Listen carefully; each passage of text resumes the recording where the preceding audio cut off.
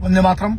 Bharatiya Janata party के उड़ीसा के मुख्यमंत्री मोहन चरण मांझी जी, आपसे सीधा बिल्कुल प्रश्न है। जो केआईटी यूनिवर्सिटी में जो बच्ची की आत्महत्या, जो एज ऑफ नाउ जो पहले से जो समझ में आ रहा है, पुलिस के जो दत्ता सिंह है उनके स्टेटमेंट के हिसाब से, वहां पर आपसे ये सिर्फ सीधा प्रश्न ये है आपसे कि जो ये टीचर्स बच्चियों को धमकाते, नेपाल की ये बच्ची है, उसको लमसाल जो प्रकृति लमसाल बच्ची है जिसका अब इसमें आत्महत्या अगर पहली जो प्राइमा फेसी के हिसाब से अगर माने, इसको जो ये टीचर्स धमका रही है, मेरा आपसे मुख्यमंत्री जी से जो भारतीय जनता पार्टी के उनसे एक प्रश्न ये है, सीधा प्रश्न ये है, आप ये बताइए कि आपके राज्य में वो जो टीचर्स है, प्रोफेसर, जो महिलाएं हैं, 2 महिलाएं जो इन बच्चियों को धमका रही हैं कि तुम लोग यहां से निकलो, तुम नेपाल के हो और दिख मत जाना वरना तुम पे डिसिप्लिनरी एक्शन होगा, इन प्रोफेसर्स के खिलाफ क्या कार्रवाई की आपने?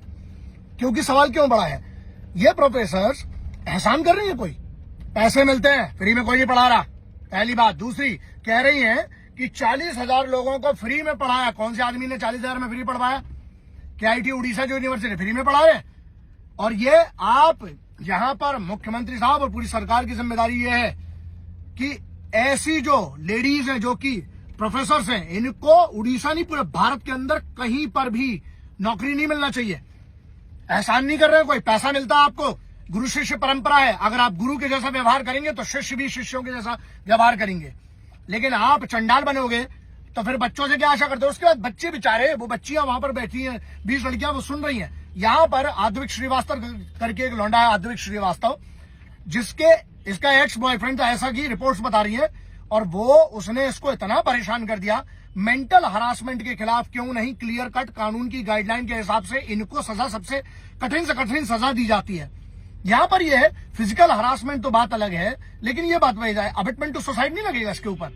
वो ठीक है, बाद में देखेंगे, क्योंकि अभी तो सबसे बड़ा जो दत्ता सिंह है, जो इनके कमिश्नर ऑफ पुलिस है, उनका जो स्टेटमेंट है उसके अनुसार यह है कि फॉरेंसिक्स के लिए लैपटॉप और मोबाइल ले लिया गया है, जो कि फॉरेंसिक एनालिसिस होता है, उसके बाद पूरी कहानी पता चलेगी, पूरी चीजें सामने आएंगी।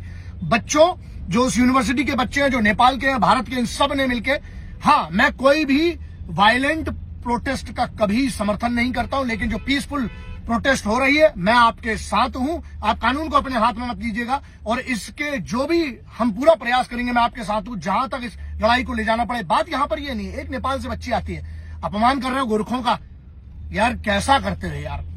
हमारे मित्र देश है, हमारे साथ के लोग हैं, वो बच्चे वहां से पढ़ने आते हैं, यहां पर इस भरोसे पे आते हैं, उस बाप के बारे में सोचा?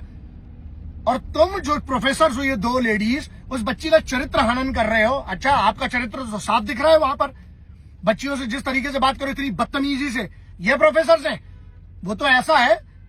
और ये मुख्यमंत्री साहब, आपसे बिल्कुल क्लियर कट डिमांड है इस बात की। और जो आपकी सोशल मीडिया टीम है मुख्यमंत्री साहब की, आपको जिम्मेदारी है, उड़ीसा की जो मुख्यमंत्री भाजपा के, उनकी जिम्मेदारी है आपके सोशल मीडिया टीम की कि आप लोगों को क्या कार्रवाई हुई है, ये आपको डालना चाहिए ऑफिशियल अकाउंट से। ऐसे में ही भरोसा टूटता है लोगों का। तो ये जिम्मेदारी आप चुने गए, आपकी जिम्मेदारी है, तो ये करिएगा।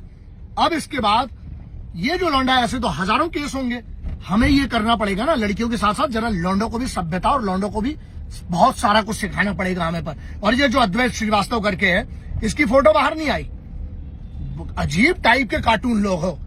वो बच्ची जिसके साथ ये हुआ, उसकी फोटो बाहर घूम रही है, इस लौंडे का। हाँ, इसको तो सीधी सी बात है, क्योंकि अबिटमेंट तो एक चीज है, लेकिन इस पर क्लियर कट मर्डर क्यों नहीं चलता? मर्डर के चार्जेस लगना चाहिए फॉरेंसिक एनालिसिस के बाद, क्योंकि मैं बगैर उसके पहले कुछ बोलना नहीं चाहता हूं। लेकिन बच्चों, मैं आपके साथ हूं, मैं आपके साथ हूं। जो केआईटी में उड़ीसा में जो प्रोटेस्ट चल रहा है, पीसफुल मार्च के, मैं साथ हूं। और मुझे पूरा भरोसा है कि आपको इस बात का न्याय मिलेगा। बच्ची की जान कोई नहीं लौटा सकता, लेकिन आगे ऐसा कुछ ना हो, उसके लिए हमें प्रयास करते रहना चाहिए। आप अपना ध्यान रखिएगा। जय हिंद, वंदे मातरम, इनकलाब जिंदाबाद, भारत माता की जय।